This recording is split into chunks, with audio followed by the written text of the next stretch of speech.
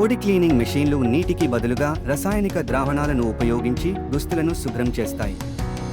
బట్టలను డ్రమ్లో ఉంచి ద్రావకంతో నింపి మురికి మరియు మరకలను తొలగించడానికి శాంతముగా కదిలిస్తారు.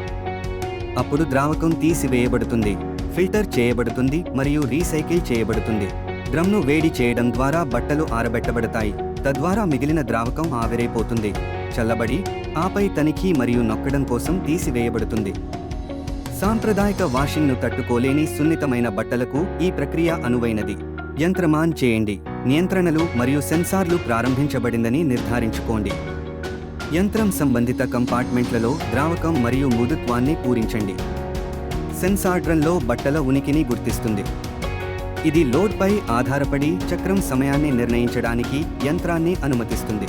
తూర్పు మెషిన్ డ్రమ్లో చికిత్స చేసిన మరకలను ఉంచండి మరియు ఆపరేటింగ్ సైకిల్ను ప్రారంభించండి. కార్యాచరణ నాబ్ని ఉపయోగించి ఆపరేషన్ ప్రారంభించండి. డ్రమ్ తిరగడం ప్రారంభించాలి.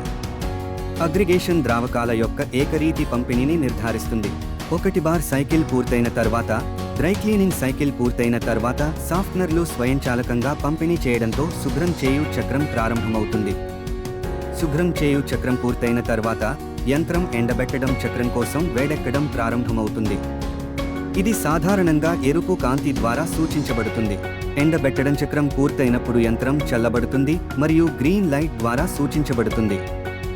బట్టలు తీయండి.